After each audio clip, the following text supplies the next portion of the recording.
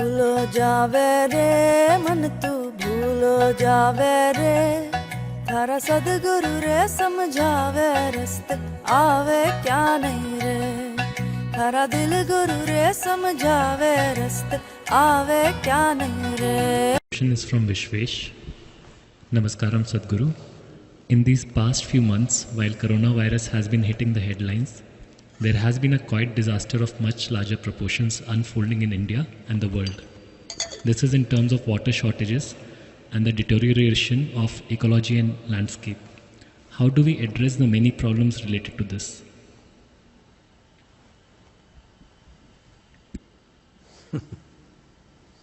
Well, water shortages are there, but fortunately this year, almost across the country except a few patches, there have been summer rains. Because of that, there is a little bit of relief. It's not gone into extreme conditions. Usually in the month of May, right now it's mid-May, every drop of water that is in the open in the form of lakes and ponds and everything would have dried up in this season. But this year, fortunately, or maybe because pollution levels are so low in the air, there has been enough rain. I remember when I was a child, through the summer, they would say, "Today is Ugadi, Ugadi rain will happen." Always it happened. It's getting a little hot in the month of March, they will say Ugadi is coming, it's a festival, it's a Telugu and Kannada New Year's Day. They'll say, on Ugadi day or the next day it will rain. Always it rained. All those patterns which existed have been seriously disturbed. Probably one of the reasons is the heat in the air. The number of machines, automobiles and factories and everything functioning. This year probably the pattern is coming back, sort of. Maybe, I'm just guessing, maybe because not so much smoke and heat in the air, possible. So, today there is only one problem, we have forgotten all other problems in the world. There's only one problem, virus problem, but there are so many other problems. One of them is ecological degradation, serious degradation that's happening in the world. As a part of this, whether it's economic degradation or virus today or another pandemic after 10 years or whatever, in case whatever happens, one important thing is, we've been talking about this for over 20 years, I've been talking about it, that is at least 30% of the human diet should come from trees. If 30% of human diet becomes fruit, well, this is a wild guess, probably maybe 20 to 30% of pharmaceutical consumption will go down, load on the healthcare systems will go down, people will be much more agile, smarter, better in every way. But we have not invested in that enough. It's beginning to happen, but not enough. In the West, like in Europe, America, there's lots of fruit, but with almost nothing in it. Because it's grown in such a way, it is engineered in such a way, that fruit, it's better not to eat it. This is a country, being a tropical nation, from Kanyakumari to Kashmir, every kind of fruit that you can imagine. Unfortunately, most of them have gone out of the market, many traditional fruits in this country, which are super healthy for people to consume, has gone out, we need to bring it back. Today fruit means everybody thinks apple, banana and one more thing and one more thing. No, tropical nation has hundreds of fruits. to be eaten in every season. We need to bring it back. This is a food security for future. If you are growing only this, right now the pandemic is hitting you. Let us say some virus or something came to the agriculture. The crops didn't happen this year. What will you do? Or rains didn't happen this year, no water. What do? A certain amount of food should be a long-term crop, not a 3-month, 4-month crop. This has to happen for human well-being, for health and for food security, and above all for ecological balance. At least 30% of food should come from trees. This will also prevent migration. Right now in India, one word that is going around is migrant labor, migrant labor, migrant labor, all the horrible things that are happening to them and many things being recorded, videos of pathetic conditions and people traveling in very, very difficult situations. Why is it that so many of them left their villages and came to the city to do some menial job? Simply because here and there, 1 or 2 years of drought, their whole economy got destroyed. The only way is to move to the city. If they had even 2 acres of land, which is the average in this country, and if at least 150 trees were there which were yielding something, either timber trees or fruit trees, would they leave their village and go away? They would not do that. If you want to prevent migration, where the numbers of migration before the virus, we were talking about in the next decade, that is by 2030, there would be 1.6 billion people migrating on this planet, leaving their traditional homelands and going somewhere to unknown place to go through all kinds of horrific situations, especially for women and children. This is the most horrible thing, unplanned migration. Most horrible and denigrating things will happen to those families. So, in India, it is estimated over 200 million people will migrate in the next 10 years. And you have seen the slums in Mumbai, almost every city. If that multiplies many-fold, there is nothing you can do about them. Once they come and settle down, it will be absolutely inhuman to move them or mow their little huts or shacks down. It's a terrible thing to do. So, one simple way to restrict migration is that there must be tree cultivation. Agroforestry is a significant effort in this direction.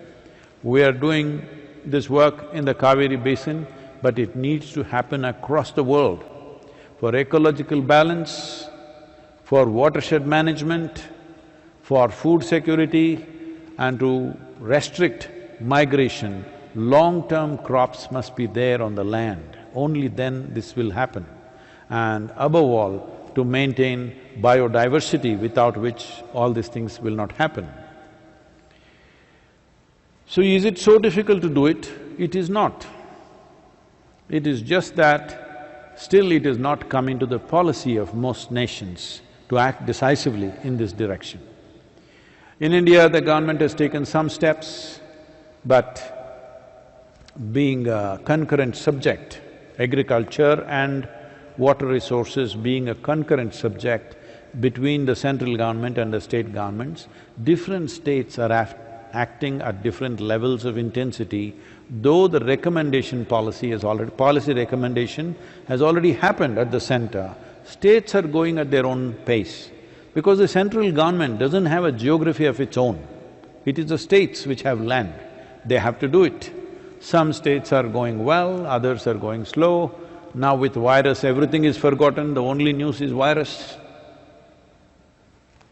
Now this migrant labor problem and the atrocities that they are going through in terms of their suffering must be a good lesson for us to understand that we must limit this. It will be limited not by controlling them by force, but by making living in a village must be lucrative for them. There must be a livelihood. then they will not move into the cities. So, this is a major issue on the planet. So this is this is the reason why we're in the process of launching this conscious planet movement. The basic idea behind this is 60% of the franchise, 60% of the population which holds franchise, which has the power to elect governments, which amounts to about 3 billion people, must become conscious of this. And we want to make sure every political party, the top 3 political parties in the country which could get elected, we want to make sure in their manifestos, election manifestos, if not number 1 item, at least number 2 item must be ecological concerns. If we do this, in another 10-15 years, budgets will get invested, serious budgets, and government machinery will get invested and it will start moving that way.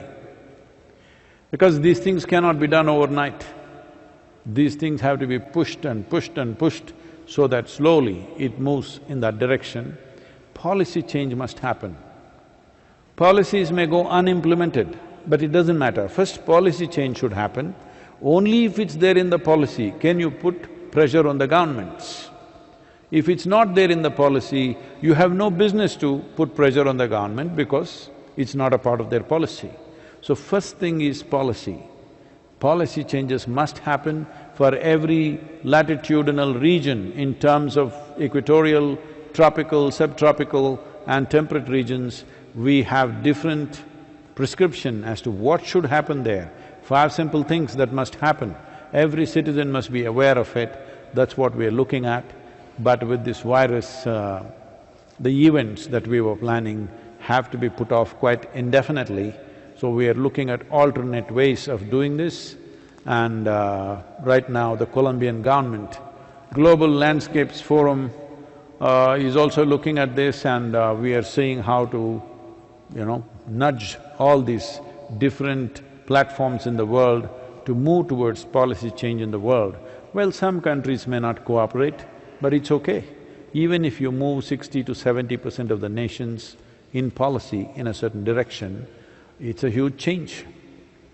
They are saying, whatever emissions we have done into the atmosphere through automobiles and factories and whatever, there is some number of gigatons of carbon that's gone out.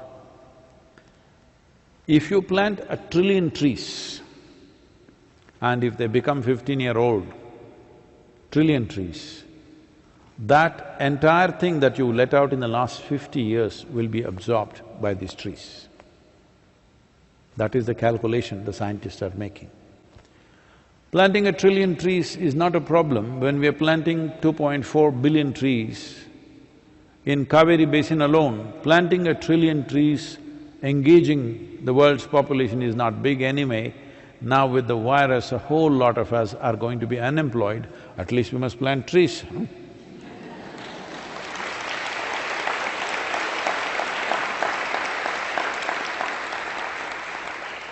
So even I'm unemployed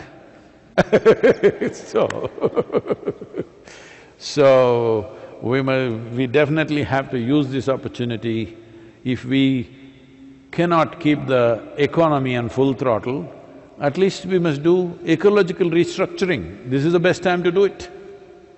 Economy is going slow, we can as well do ecological restructuring to whatever extent we can. There are many things to be done, not just the planting of trees, but bringing the world's soil under shade is a very, very important aspect. There are many things, it's not that we're ignorant of that, but the most important thing is, if you want to preserve the biodiversity of the soil, it must come under shade, it must be wet. Always it must be moist. If you go 6 to 9 inches down, it must be somewhat moist, then only there's life. Otherwise, all the microorganisms and other things which make this earth rich will go. When we say soil, it's not a very big affair. It is only 39 inches on an average. Here, this is why this land is considered a gold mine for people who want to live here, because this is one of the few places where our topsoil goes up to 20 feet. On an average, the world has only 39 inches of topsoil. 39 inches is not very difficult to tend to, isn't it? All you have to do is put enough organic content in it. Trees, leaves and the other green litter that comes from it is most vital. Of course, animals are also important, but right now, of the 51 million square kilometers of land which is used for agriculture in this world, 40 million square kilometers of land is used for raising animals and their food. That is 77% of the agricultural land is being used for raising animals. Well, if you give up 50% of the meat consumption in the world, you will free 20 million square kilometers of land to plant trees. You can plant over 1 trillion trees right there. It's not difficult to do if there is a policy.